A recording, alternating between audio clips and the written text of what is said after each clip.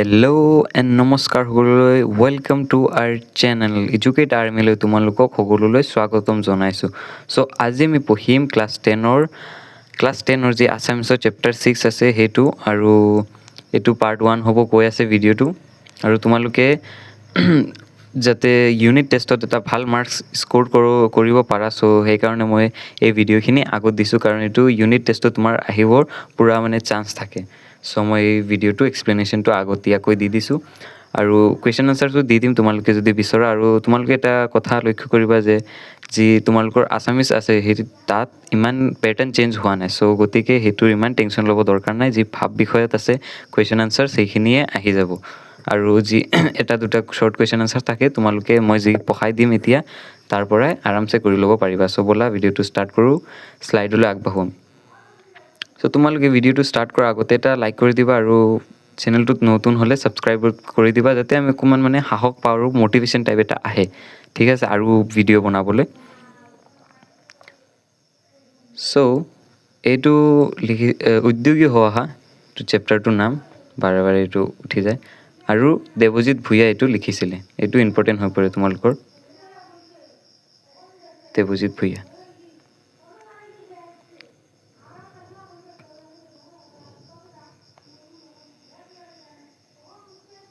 চ' সুপ্ৰভাত শিক্ষাৰ্থীসকল, এইটো ব্ৰাছ।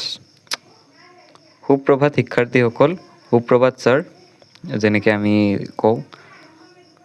দশম শ্ৰেণীৰ শ্ৰেণীকোঠাত সোমাই শ্ৰেণী শিক্ষক প্ৰকাশ গোস্বামীয়ে সকলোকে পুৱাৰ সম্ভাষণা জনোৱাৰ লগে লগে শিক্ষাৰ্থীসকলেও থিয় হৈ প্ৰতি সম্ভাষণা জনালে। যেনেকৈ আমি গুড মৰ্ণিং ছাৰ বুলি কওঁ, আৰু তাৰপিছত ছাৰেও আমাক যেনেকৈ গুড মৰ্ণিং ছাৰ বহা বুলি কয়, ঠিক তেনেদৰে সেই চিটুৱেশ্যন তোমালোকে ইমেজিন কৰা। তাৰপিছত আজি মই তোমালোকৰ লগত এটি নতুন বিষয় সম্পৰ্কে আলোচনা কৰিম। নতুন বিষয় এটা আলোচনা কৰিম বুলি কৈছে, যেনেকৈ আমাৰ টিচাৰ্ছবিলাকে কৰে। তাৰপিছত এজন ব্যক্তিয়ে কেনেকৈনো নিজকে এজন উদ্যোগী ব্যক্তি হিচাপে গঢ়ি তুলিব পাৰে। সেই টপিকটো কি আছিলে যে এজন ব্যক্তিনো নিজকে কেনেকৈ এজন উদ্যোগী অৰ্থাৎ এণ্টাৰপ্ৰেনিয়ৰ ব্যক্তি হিচাপে গঢ়ি তুলিব পাৰে। তোমালোকে শুনিবলৈ আগ্ৰহী নে? ছাৰে এনেকৈ ষ্টুডেণ্টছখিনিক সুধিলে। হয় ছাৰ, গোটেই টিচাৰ্ছ কালে ক'লে, ষ্টুডেণ্টছ কালে ক'লে হয় ছাৰ। শিক্ষকৰ কথা সকলো শিক্ষাৰ্থীয়ে একমুখে চিঞৰিলে হয় ছাৰ বুলি। তেন্তে শুনা, ছাৰে কৈছে তেন্তে শুনা, এতিয়া ক'ব। অসমীয়া এষাৰ কথা আছে, উদ্যোগী পুৰুষ সিংহৰ সমান আৰু এলেহুৱা কাপুৰুষৰ নিচান, হয়নে? সেইটোৰ মানে কি মেইন কথাটো, এইটো ব্যাখ্যা হ'ব। ইয়াৰ অৰ্থ এয়ে যে এজন উদ্যোগী ব্যক্তি অৰ্থাৎ এণ্টাৰপ্ৰেনিয়ৰ আৰু কৰ্মহীন নিবনুৱাৰ মাজত এটা ক্ষুদ্ৰ ব্যৱধান হ'ল এলাহৰ মানে এটা ক্ষুদ্ৰ ব্যৱধান হ'ল। কাৰণ যিজন মানুহ উদ্যোগী অৰ্থাৎ সি মানে দিনে ৰাতি কাম কৰিব, কষ্ট কৰিবলৈ কেতিয়াও মানে মুখ নিফিৰাই যায়, নকৰোঁ আজি বাদ দে, কালি বাদ দে, পৰহি বাদ দে, যেনেকৈ তোমালোকে পঢ়াত লৈ কৰা। কিন্তু যিজন এলেহুৱা, সেইজনেতো বাদ দে বুলি কৈ বহিয়ে থাকিব, আৰু যিজন এণ্টাৰপ্ৰেনিয়ৰ সি কেতিয়াও এনেকৈ নকৰে। কথাটো এতিয়া গম পাইছানে? চ' তোমালোকে কি এলেহুৱা নে এণ্টাৰপ্ৰেনিয়ৰ হ'ব, মাইণ্ডছেটটো কি, সেইটো তোমালোকে এবাৰ কমেণ্ট কৰি নিশ্চয়কৈ জনোৱা।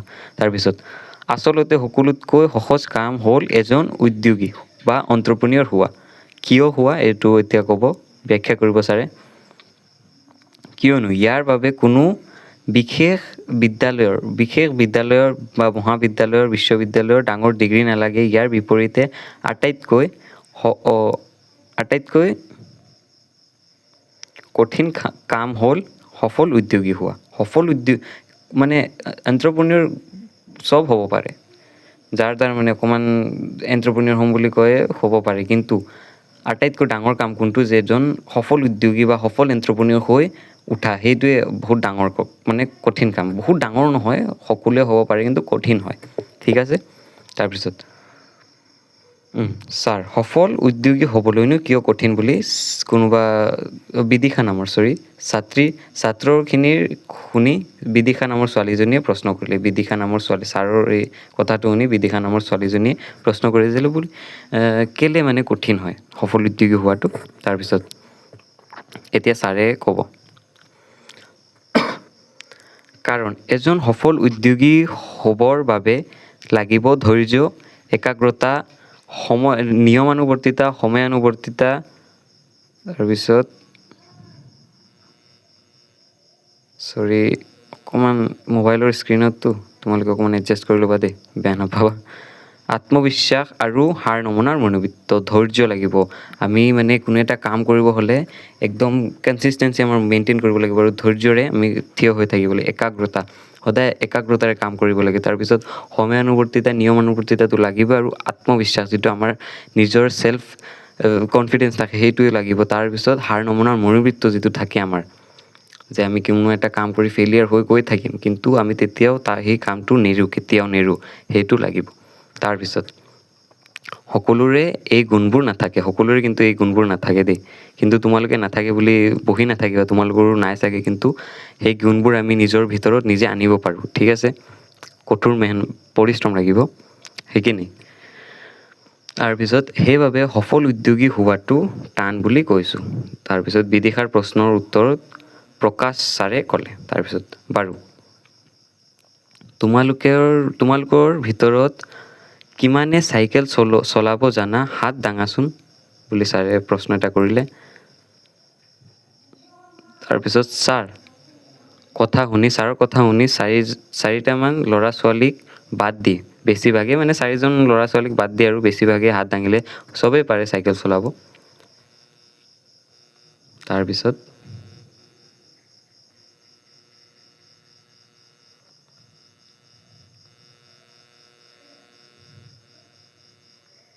সকলোৱে পাৰে মানে চাইকেল চলাব, আৰু তোমালোকে কোনে কোনে পাৰা কমেণ্টত এবাৰ জনাবাচোন দেই।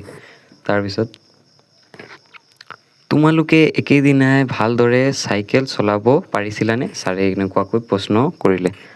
নাই পৰা ছাৰ। হয়, এইটো হয়, আমি একেদিনতে কেনেকৈ শিকি যাম চাইকেল চলাব নহয়। তাৰপিছত ছাৰ কথা শুনি সকলোৱে একেলগে চিঞৰি ক'লে। কেনেকৈ নহ'ব, এইটো সকলোৱে এদিনতে।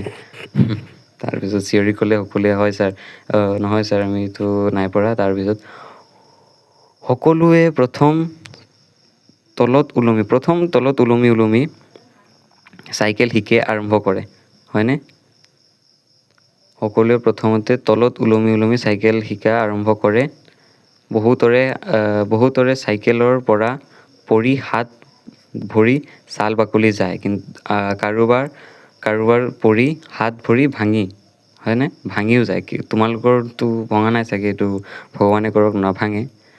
তাৰপিছত যিসকলে ছাল বাকলি যোৱাৰ পাছত বা হাত ভৰি ভঙাৰ পাছত ভয়তে পুনৰ শিকিবলৈ আৰু চেষ্টাই নকৰে, তেওঁলোকে আৰু জীৱনত কোনোদিনাই চাইকেল চলাব নোৱাৰে, হয়নে? হয়। যিসকল ছাল বাকলি এৰুৱাৰ পাছতো চেষ্টা কৰি যায়, প্ৰথমে তলত চলাব পৰা হয়।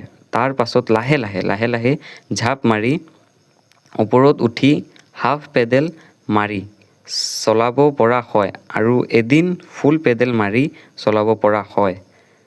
লগৰীয়াৰ লগত জোৰেৰে লাহে চলোৱা প্ৰতিযোগিতাত অৱতীৰ্ণ হয়। তাৰপিছত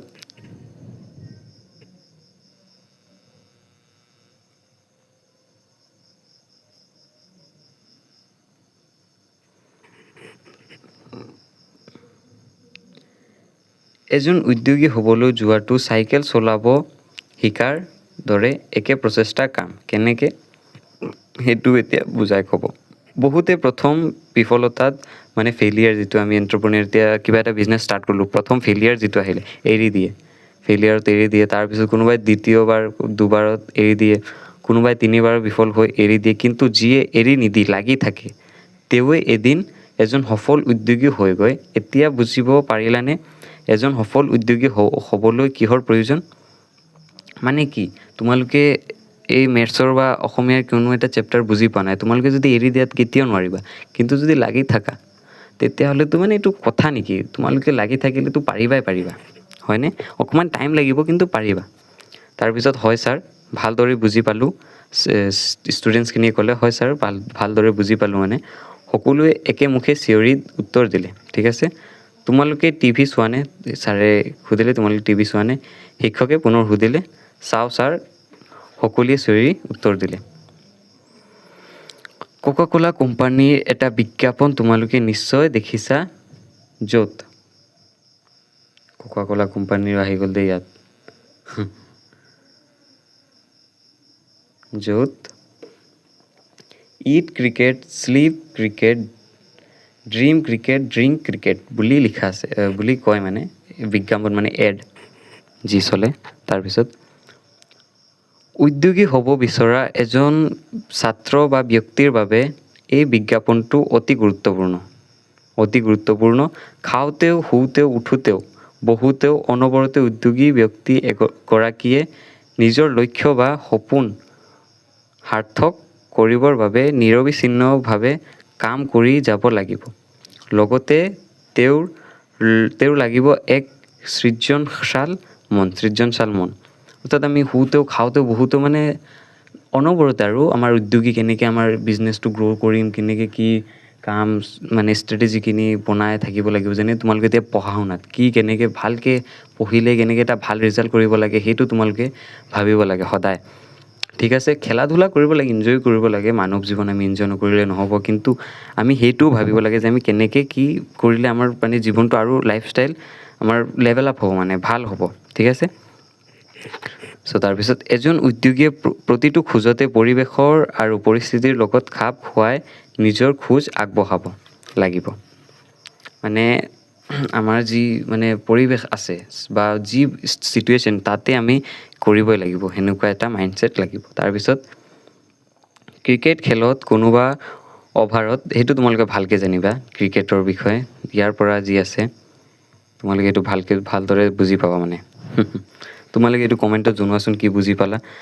ক্ৰিকেট খেলত কোনোবা অভাৰত এজন ভাল বেটছমেনেও ভাল বলাৰৰ বাবে ৰান কৰিব নোৱাৰিলে নিজৰ উইকেট বচাই ৰখা ছিক্সাৰ বাবে ঢিলা বলৰ অপেক্ষাত থকাৰ দৰে উদ্যোগী এজনেও ধৈৰ্য আৰু একাগ্ৰতাৰে সুযোগৰ অপেক্ষা কৰি সুযোগ অহাৰ লগে লগে তাৰ সম্পূৰ্ণ সদ্ব্যৱহাৰ কৰিব লাগে। বুজি পালানে? সেইটো তোমালোকে ক'বা দেই কমেণ্টত।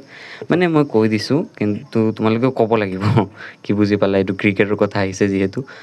চ' মানে এজন যেতিয়া ডাঙৰ মানে যি बॉलर और पूरा मैंने बहुत पहुँचे हुए आदमी जो होते, मतलब जैसे कि बहुत स्ट्रंग बॉलर है ना, तो स्ट्रंग बॉलर মানে স্ট্ৰং বলাৰ এজনে যেতিয়া বলিং কৰিব, তেতিয়া আমি কি ভাবিব লাগে যে যদি নোৱাৰোঁ তেতিয়াহ'লে আমি উইকেটটো বচাই ৰাখিব লাগে, আৰু যেতিয়া এটা ঢিলা বল আহে তেতিয়া আমি মানে ছিক্স মাৰি দিব লাগে। আৰু ইয়াকে ক'ব বিচাৰিছে, এইটো মানে আমাৰ জীৱনত কেনেকৈ ব্যৱহাৰ হ'ব এইটো ক'ব নাৰায়ণ মূৰ্তিৰ উদাহৰণত। ঠিক আছে, এইটো পাবা তোমালোকে, মই কৈ দি আছোঁ নহয়, তোমালোকে পাবা। বাৰু তোমালোকে ইনফ'চিছ কোম্পানীৰ নাম শুনিছানে? শুনিছোঁ ছাৰ কৈছে, শুনিছোঁ। তোমালোকেও চাগে শুনিছা, ইনফ'চিছ কোম্পানীটো এটা ডাঙৰ কোম্পানী দেই। ইনফ'চিছ কোম্পানীৰ প্ৰতিষ্ঠাপক নাৰায়ণ মূৰ্তি। কোন নাৰায়ণ মূৰ্তি? এইটো তোমালোকৰ ইম্পৰ্টেণ্ট হৈ পৰে। নাৰায়ণ মূৰ্তিটো ইম্পৰ্টেণ্ট হৈ পৰে। ঠিক আছে, এইটো কিন্তু আহিব, মই কৈছোঁ নহয় আহিব, আৰু তোমালোকৰ জেনেৰেল নলেজৰ বাবে এইটো লাগে। ভাৰতবৰ্ষ তথা বিশ্বৰ এজন সফল উদ্যোগী বা এণ্ট্ৰপ্ৰনিয়ৰ, কিন্তু তেওঁ কোনো সোণৰ চামুচ মুখত লৈ জন্ম হোৱা নাছিলে। অৰ্থাৎ মানে বহুত ডাঙৰ পৰিয়ালত বা বহুত ধনী পৰিয়ালত মানে জন্ম হোৱা নাছিলে। কৰ্ণাটকৰ এক মধ্যবিত্ত পৰিয়ালত তেওঁৰ জন্ম হৈছিল, অৰ্থাৎ মিডিল ক্লাছত মানে তেওঁৰ জন্ম হৈছিল। ঠিক আছে, সৰুৰে পৰা এজন উদ্যোগী হোৱাৰ তেওঁৰ দুৰ্বাৰ হেঁপাহ আৰু হাবিয়াস আছিল। মানে উদ্যোগী হ'ম বুলি তেওঁৰ এটা ৰুচি আছিলে, মানে আগ্ৰহী আছিলে উদ্যোগী হোৱাত, এণ্ট্ৰপ্ৰনিয়ৰ হোৱাত। ঠিক আছে, সেয়ে অভিযান্ত্ৰিক অৰ্থাৎ ইঞ্জিনিয়াৰিং শিক্ষা সমাপ্ত কৰি কিছুদিন চাকৰি কৰাৰ পাছতে তেওঁ চাকৰি ত্যাগ কৰে। চাকৰি কৰাৰ পাছত ত্যাগ কৰি মানে আকৌ পাবা তোমালোকে, ঠিক আছে। টু আহি আছে জুম ইন হৈ গ'ল, ঠিক আছে। ৰ'ব দে, মই এইটো পূৰা ঠিক কৰিলোঁ। এই পেৰাগ্ৰাফটো পূৰা আহি গ'ল। চ' এই চাকৰি ত্যাগ কৰি মানে ছফ্ট্ৰনিক্স নামৰ এক কোম্পানীৰ প্ৰতিষ্ঠা কৰে। ছফ্ট্ৰনিক্স নামৰ এটা কোম্পানীৰ প্ৰতিষ্ঠা কৰে। কিন্তু প্ৰতিষ্ঠা কৰাৰ ডেৰ বছৰ পিছত মানে পাছত দেউলীয়া হৈ কোম্পানীটো বন্ধ হৈ যায় মানে 1.5 বছৰ পিছতে দেউলীয়া হৈ আৰু ধাৰ ঋণত পৰি কোম্পানীটো বন্ধ হৈ যায়। তাৰপিছত কোম্পানীটো বন্ধ হৈ যোৱাৰ পাছত নাৰায়ণ মূৰ্তিদেৱে পুনৰ চাকৰি যোগদান কৰে। যদিও অৱশেষত চাকৰি বাদ দি কেইজনমান বন্ধু ফ্ৰেণ্ডছৰ লগত লগ লাগি আৰু ইনফ'চিছ নামৰ কোম্পানী আৰম্ভ কৰে। ইনফ'চিছ নামৰ কোম্পানী কেনেকৈ আৰম্ভ কৰিছিলে, কেইজনমান বন্ধুহঁতৰ লগত লগ লাগি চাকৰি কিন্তু বাদ দিছিলে। কিন্তু তাৰ আগতো এটা ফেইলিয়াৰ আহিছিলে দেই তেওঁৰ, সেইটো যে ছফ্ট্ৰনিক্স নামৰ এটা খুলিছিলে, এইটো কিন্তু ফেইলিয়াৰ আছিলে। সেইটো তেওঁ ফেইলিয়াৰ বুলি কৈ আকৌ চাকৰিত যোগদান কৰি গোটেই জীৱনটো চাকৰিতে নাকাটিলে দেই। তেওঁৰ যিটো হাবিয়াস আছিলে তাত তেওঁ ৰুচি দেখাইছিলে। তাৰপিছতে তেওঁ ইনফ'চিছ নামৰ কোম্পানীটো জন্ম দিছিলে, প্ৰতিষ্ঠা কৰিছিলে মানে। জন্ম দিছিলে তো সেইটো বেলেগ হৈ যাব। তাৰপিছত এই কোম্পানী খুলিবৰ বাবে নাৰায়ণ মূৰ্তিক তেওঁৰ পত্নীয়ে 10,000 টকা নিজৰ সাঁচতীয়া ধনৰ পৰা আগবঢ়াই দিছিলে। অৰ্থাৎ আমাৰ গাঁৱতো বহুতে কৰে জমা ধন, মানে পুঞ্জি জমাই থাকে যে আমিও সৰুকালত এইটো কৰিছিলোঁ, এতিয়াও তোমালোকে কৰা চাগে।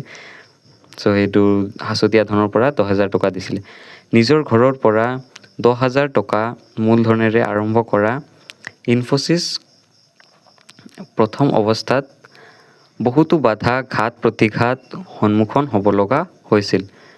90 দশকত তেতিয়াৰ বিত্তমন্ত্ৰীয়ে ভাৰতীয় অৰ্থনৈতিক অৰ্থাৎ ফাইনেন্স মিনিষ্ট্ৰী যি আছিলে, তেওঁ অৰ্থনীতি অৰ্থাৎ ফাইনেন্স মুকলি কৰি দিয়াত ইনফ'চিছৰ হাতলৈ অফুৰন্ত সুযোগ আৰু সুবিধা আহে। সময়ত মৰাত নাৰায়ণ মূৰ্তি আৰু তেওঁলোকৰ কোম্পানীয়ে পিছলৈ ঘূৰি চাব লগা নহ'ল, ঠিক আছে। সময় মাৰিছিলে, যেনেকৈ এই বেটছমেনে নিজৰ উইকেটটো বচাই ৰাখি যেতিয়াই ঢিলা বলটো আহিলে তেওঁ ছিক্সাৰ মাৰিলে, ঠিক তেনেদৰে তেওঁ মানে অপেক্ষা কৰি আছিলে। আৰু যেতিয়া সময়টো আহিলে তেতিয়া তেওঁ পূৰা মানে ভালকৈ আৰু সময়ত মাৰি দিলে। তাৰপিছত ধৈৰ্য আৰু একাগ্ৰতাৰে সুযোগৰ অপেক্ষা কৰি সময় মৰাৰ মাজত আজি নাৰায়ণ মূৰ্তি বিশ্বৰ ভিতৰত এজন সফল আৰু নামজ্বল উদ্যোগী হৈ গ'ল। সময় মৰাত, ঠিক আছে।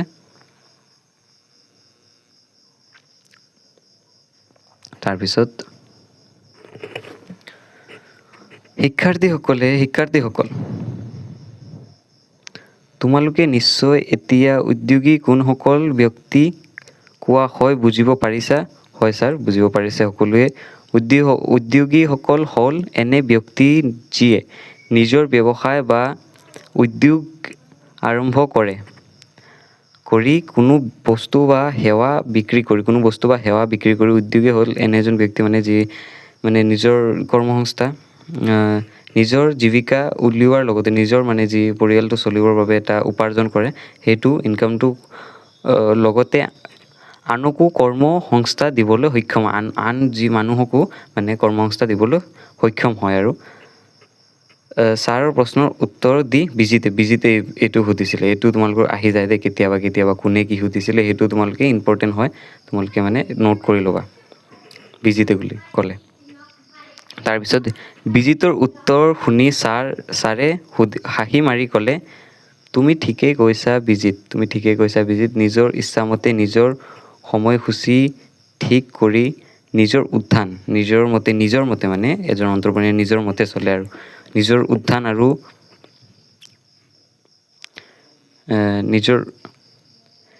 নিজৰ উত্থান আৰু কৰ্মশক্তিৰ নিজকে প্ৰতিষ্ঠা কৰা প্ৰতিজন ব্যক্তিয়ে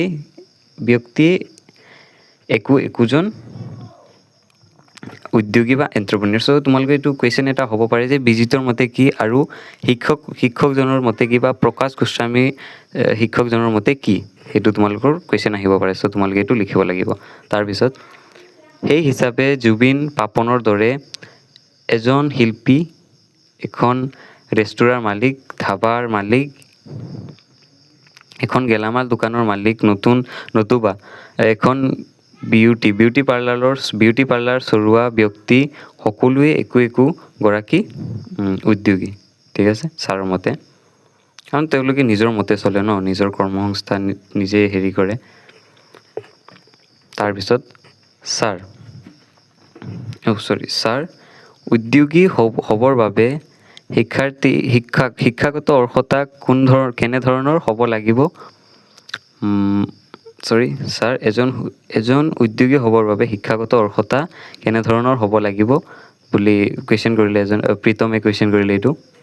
তাৰপিছত উত্তৰ দিলে, তুমি কোনটো দিশত উদ্যোগী হ'বলৈ বিচাৰিছা তাৰ ওপৰত তোমাৰ প্ৰয়োজনীয় শিক্ষাগত অৰ্হতাটো নিৰ্ভৰ কৰে। যি মানে তুমি কোনটো ফিল্ডত যাব বিচাৰিছা, যেনে ডক্তৰ নে তোমালোকে কিবা বেলেগ বিজনেছ কৰিব বিচাৰিছা, ঠিক তাৰ ওপৰত মানে তোমালোকৰ শিক্ষাগত অৰ্হতা অৰ্থাৎ নলেজ লাগে। ঠিক আছে, যিটো কাম কৰিবা তোমালোকৰ নলেজ লাগিব।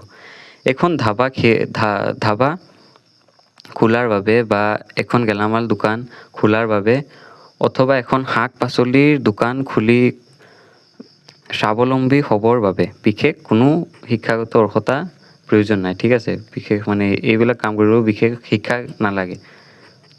কিন্তু এইবোৰ ব্যৱসায়তো কৃতকাৰ্য হ'বৰ বাবে সফল হ'বৰ বাবে বুদ্ধি লাগিব দেই, নলেজ যিটো মই কৈছোঁ, আৰু সাধাৰণ জ্ঞান প্ৰয়োজন। আৰু সাধাৰণ যিটো জ্ঞান বজাৰ কেনেকৈ চলিব তাৰ বাবে এটা সাধাৰণ জ্ঞান লাগে, সেইটোৰ প্ৰয়োজন।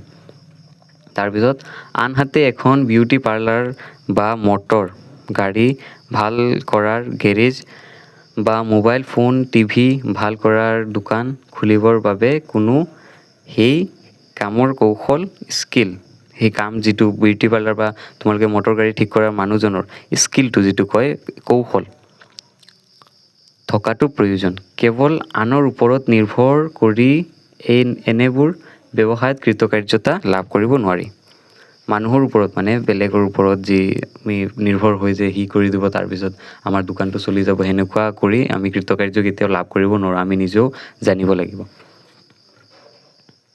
চ' তাৰপিছত যি আছে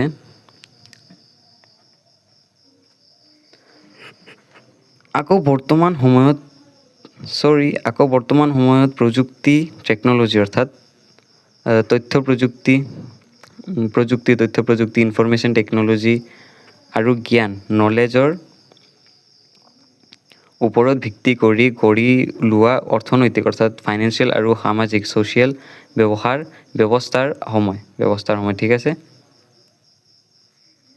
গতিকে এনেবোৰ বিষয়ত উদ্যোগী হ'ব বিচাৰিলে এনে বিষয়ৰ শিক্ষা জ্ঞান আৰু কৌশলসমূহ আহৰণ কৰাটো অতিকৈ দৰকাৰী বা প্ৰয়োজনীয়। চ' আজিৰ ভিডিঅ'টোত ইমানলৈকে সামৰি মাৰিলোঁ, আমি ষ্টপ কৰিলোঁ। কিন্তু লাষ্ট হয়, কিন্তু নট বাট লিষ্ট, কাৰণ এইটোৰ পাৰ্ট 2 আহিব। অকণমান সময় লাগিব, কালি বা পৰহি মই পাৰ্ট 2 বনাই দি দিম। চ' তোমালোকে পাৰ্ট 2 চাই ল'বা আৰু পাৰ্ট 1টো ভালকৈ মানে এবাৰ মই পঢ়াই দিলোঁ আৰু তোমালোকে 2-3বাৰ ৰিভাইজ মাৰিলে এই লেচনটো 2 ছেকেণ্ডতে মানে ক্লিক হৈ যাব, ট্ৰিগাৰ হৈ যাব। ঠিক আছে, চ' আজিৰ ভিডিঅ'টো ইমানলৈকে।